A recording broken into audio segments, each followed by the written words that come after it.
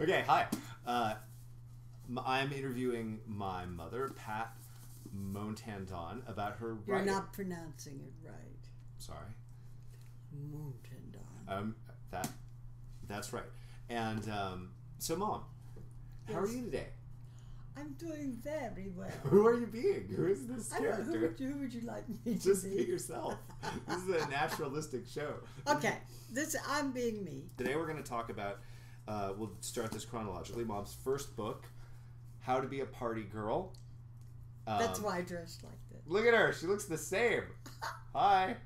And we're going to talk about Mom's second book, the cover of which we don't happen to have, which is called The Intruders.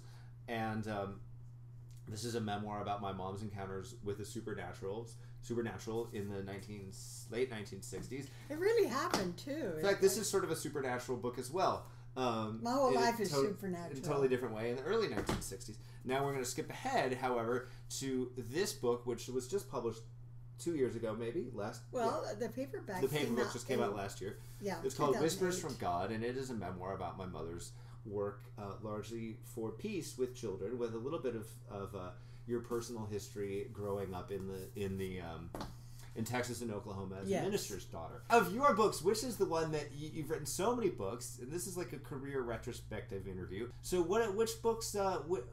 Which one is the one that is the dearest to your heart? The next one. Well, that's great. What's the next one then? The next one is Memoir of My Childhood. I've written about my childhood a lot in my books. I've made only little bits and pieces. Little bits and pieces. And I love your writing about your childhood. I think it's thank so you, Sean. beautiful and you. Really unique. Well, I think my childhood was extraordinary and so colorful, and so many things happened that I just feel compelled to write it.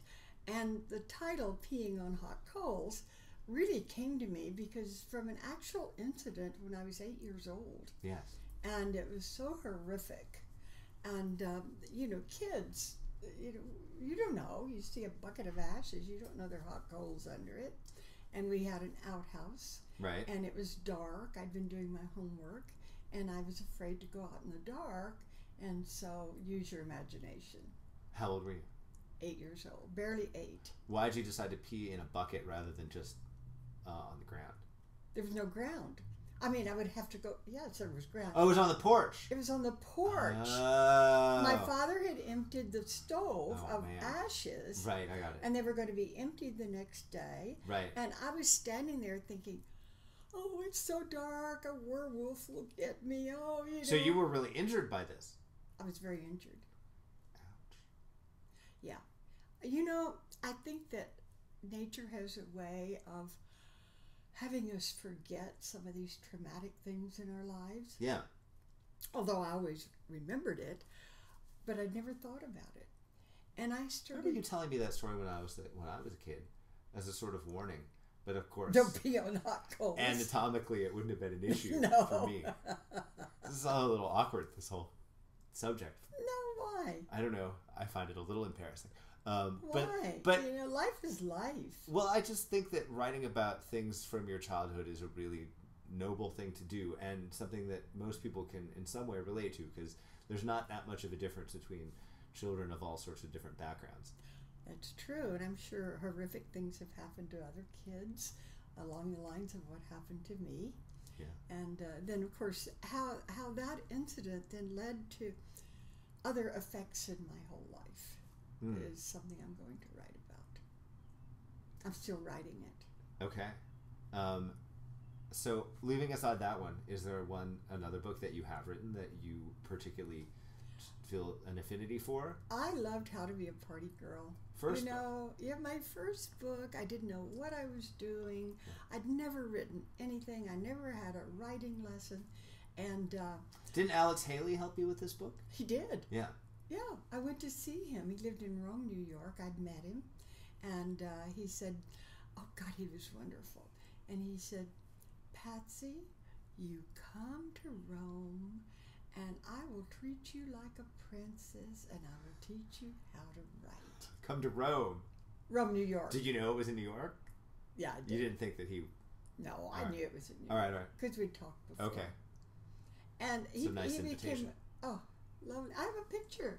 How did you meet Alex Haley in the first place? I met Alex Haley there in New York. I was on a trip with Mel Belli, the famous barrister, Right. whom I married for 15 minutes in a Shinto ceremony in Japan, and that I write about in Whispers from God. It's okay, darling. And Alex was going to write Mel's story.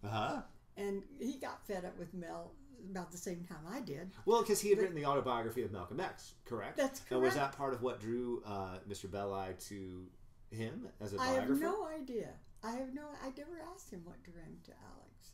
But Alex was so wonderful when we were in New York. It's an interesting choice, right? Because was Alex a lawyer? Did he have a background in the law?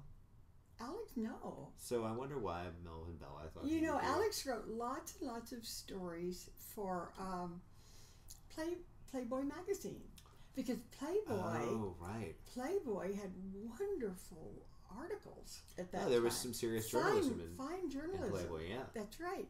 And I'm sure Mel found out about him in Playboy, knowing Mel. Notice how Playboy has come up in both of these interviews. That's right. Interesting coincidence. That's the way it goes. Okay, so go on, though. I interrupted you. You were going to say. Oh, but in New York, Mel and I were having our problems even then, and he was such an egomaniac. So Alex and I just took off by ourselves because we had an affinity, we had such rapport, and we're walking up Fifth Avenue together. And at that time, Brentano's bookstore was right on Fifth Avenue. Yeah.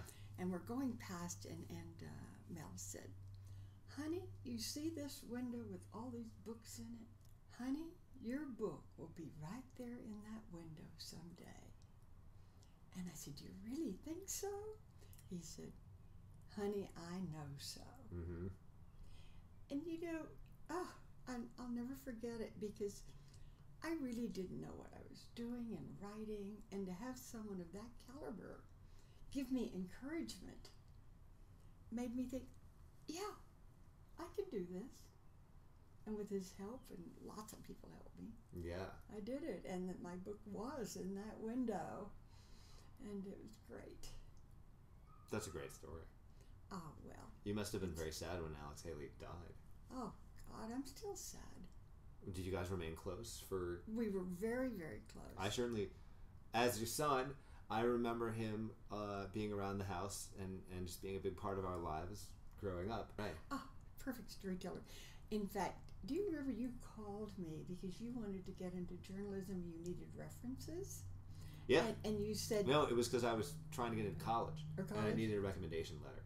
Yeah. And I had really, really bad grades, and I thought that I would need somebody pretty major to recommend me in order for someone to overlook my abysmal transcript. So I thought, how about Alex Haley? Maybe he could help out. So you called me. Yes, I did. And I called Alex. Yep. And I told him what you wanted, and he said, "That little boy is in college? That little boy that was running around in gray pants and a red sweater and knee socks?" Uh-huh. I said, "That little boy." He said, "What's his telephone number?" And I gave him your number. He said, "I'm going to call him." And I said, "Alex, Sean will just fall off his chair." And he said, "Well, honey, he's just going to have to fall." He never called, though. He died.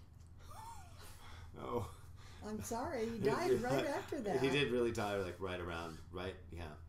Yeah.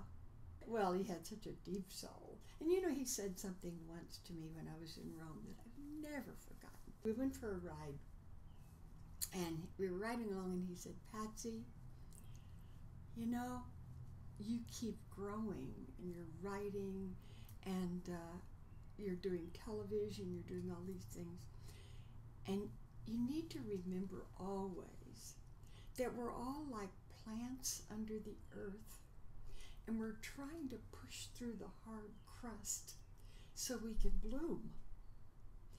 And if you push through the hard crust and you're this pretty flower up there blooming, all of the other plants underneath don't like that. Mm. And they start pulling at you to pull you back down to where they are." He said, "Always make your roots strong.